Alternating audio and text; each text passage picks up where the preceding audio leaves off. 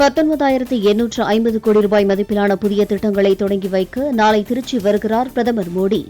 விமான நிலைய புதிய முனையத்தை துவக்கி வைப்பதுடன் பாரதிதாசன் பல்கலைக்கழக பட்டமளிப்பு விழாவிலும் பங்கேற்க ஏற்பாடு. திருச்சியில் பிரதமர் பங்கேற்கும் நிகழ்ச்சிகள் நடைபெறும் இடங்களைச் சுற்றி 5 அடுக்கு பாதுகாப்பு. 4000க்கும் மேற்பட்ட போலீசார் கண்காணிப்பு பணிகளில் ஈடுபட்டு வருவதாக தகவல். ஸ்ரீஹரிகோட்டாவிலிருந்து வெற்றிகரமாக விண்ணில் பாய்ந்தது PSLV C-58 ராக்கெட். திட்டமிட்டபடி காலை 9:10 மணிக்கு ஏவப்பட்டது.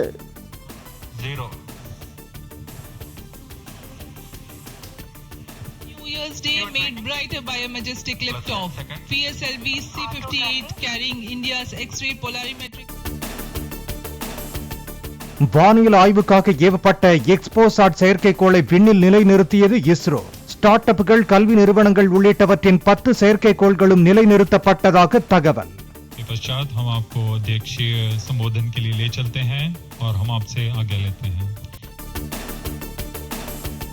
கருந்துளை, நியூட்ரான் நட்சத்திரங்கள் குறித்து விரிவாக ஆய்வு செய்ய உள்ள எக்ஸ்போசாட் செயற்கைக்கோள் விண்வெளியின் நிறமாலை, மேகக்கூட்டமான நெபுலா ஆகியவற்றையும் ஆராய இஸ்ரோ திட்டம்.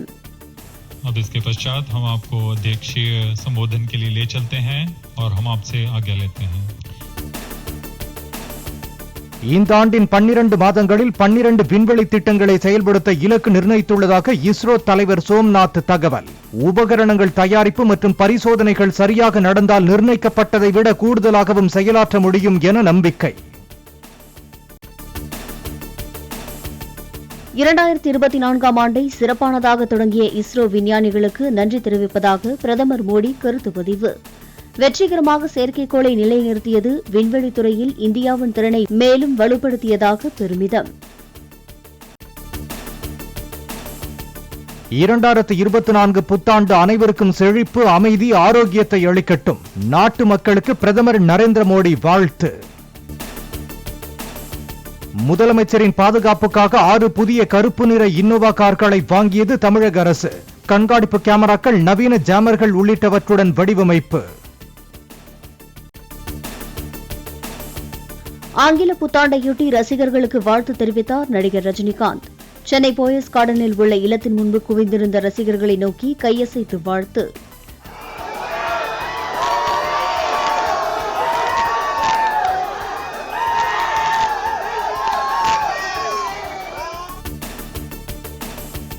திருச்சி அரியமங்கலம் ரயில் நகரில் வீட்டின் மேற்கூரை இடிந்து விழுந்ததில் ஒரே குடும்பத்தைச் சேர்ந்த 4 பேர் உயிரிழப்பு.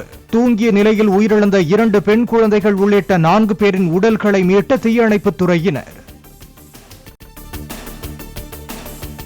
ராமேஸ்வரம் ஹூபள்ளி இடையிலான வாராந்திர ரயில் சேவை மார்ச் வரை நீட்டிக்கப்படுவதாக தெற்கு ரயில்வே அறிவிப்பு. பொங்கல் பண்டிகை மற்றும் விடுமுறை காலத்தையொட்டி ரயில் சேவை நீட்டிக்கப்படுவதாக விளக்கம்.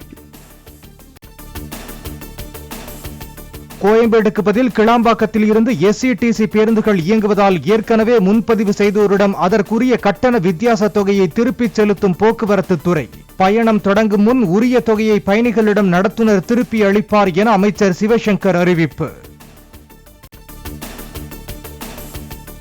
புத்தாண்டையொட்டி ஒடிசா மாநிலம் பூரி கடற்கரையில் வடிவமைக்கப்பட்டுள்ள வண்ணமயமான 25 அடி உயர மணல் சிற்பம்.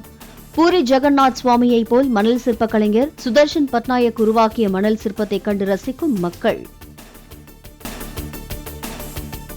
தென்கிழக்கு அரபிக்கடல் மற்றும் அதனை ஒட்டிய பகுதிகளில் நிலவும் காற்றழுத்த தாழ்வு பகுதி அடுத்த 24 மணி நேரத்தில் வடதிசையில் நகர்ந்து ஆழ்ந்த காற்றழுத்த தாழ்வு பகுதியாக நிலவக்கூடும் என வானிலை மையம் தகவல்.